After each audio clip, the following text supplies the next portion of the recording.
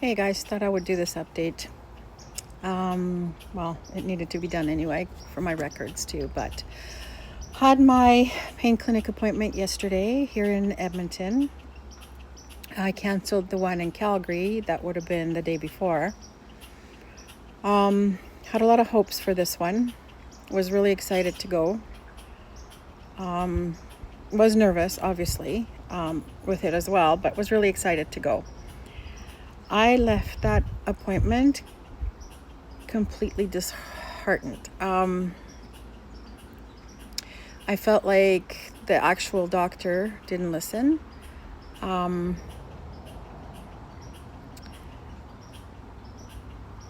don't even know if he looked at the history of everything.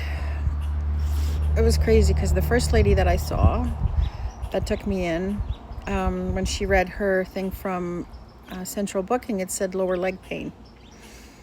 So then we went over all that and explained everything and what it actually is. And then, so the next doctor that came in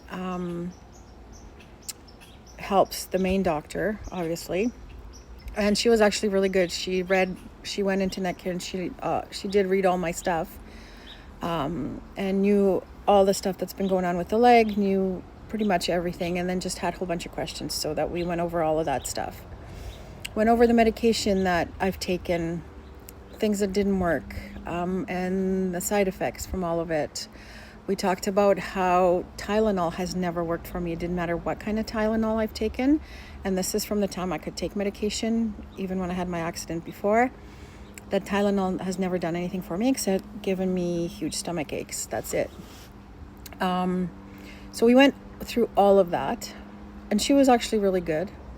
But she wasn't the main doctor. So the main doctor came in and we went over a few stuff. Didn't ask a lot of questions, just a few. And crazy hair going on here. And said that I was actually really lucky because most people give up when they have pain like this and when this stuff's going on. But the fact that I'm still wearing my compression and I've been wearing it all along, and that I'm doing all the exercises that I'm allowed, like not as crazy as I was before, but I'm doing everything that I'm supposed to with physio. If I wasn't wearing my compression, my leg would be extremely swollen. It would look like an elephant man leg. He says, so the fact that I'm wearing it and I'm keeping it from going that way is good. Which I already know that when I take it off, it's worse, right? Like, so if I wouldn't have been wearing it, obviously that wouldn't have been helpful. But so he says that's good. And the fact that I keep moving my leg is really good because most people give up and wind up in a wheelchair. And he doesn't want me in a wheelchair. He did confirm it's chronic CRPS now. And then goes to tell me that he wants me to take Tylenol 3 and an anti-inflammatory together. And wants to do that for a month and see how it goes, but he's not planning on calling me for an update for 3 months. So I'm guessing that he will refer the rest to my family doctor so she can keep prescribing it every month if I need it, if I'm supposed to be on these for 3 months, to see if it'll work. Basically did not listen to anything I said. I felt like he didn't listen to what I was talking about. So I'm not going to say I'm completely disappointed. I wish I wouldn't have canceled the cross in Calgary. I should have gone. Basically, when I left there, I kind of felt like the whole thing was, we just need to get your pain a little bit less, just to help, even if it's 30% less, it'll be better. Basically, this is it. Like, he made a comment that most people at this stage, that CRPS is for life. I asked about nerve blockers. He said nerve blockers only work for an hour. I asked about nerve blocker implants, and he said if you'd go that route, I wouldn't be walking. I'd be in a wheelchair because my legs would be numb completely, because that's what it does. It'll numb. And because of how severe and where and how it's all over the place in the leg, that my leg would be numb and possibly my other leg would go numb.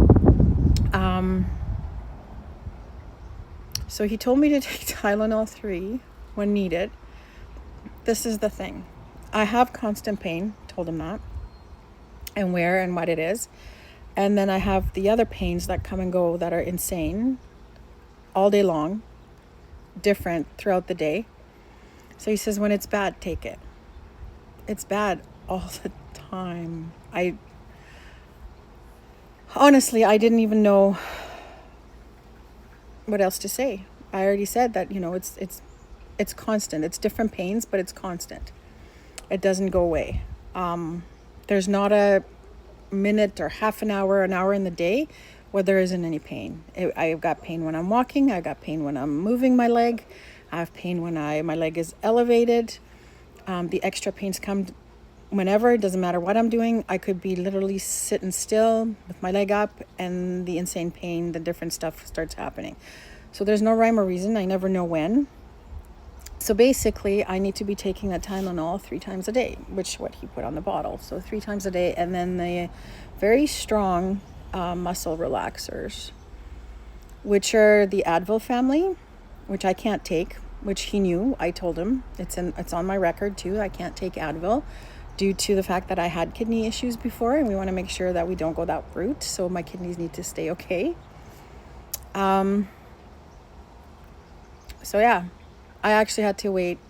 I couldn't do this video yesterday. I thought I would do it, but then I thought every time I would talk about it, my eyes would tear up, and I was on the verge of tears all day long. So I needed to wait a day so that you guys didn't get a snot nose video. But honestly, I don't know what to do. I don't know what to think.